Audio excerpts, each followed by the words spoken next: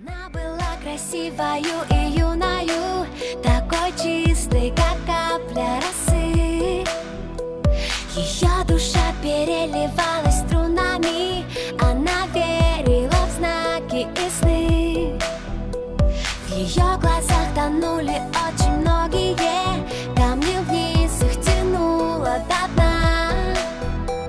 Дрались за нее демоны и боги, но неприступной осталась она. А ее в сердце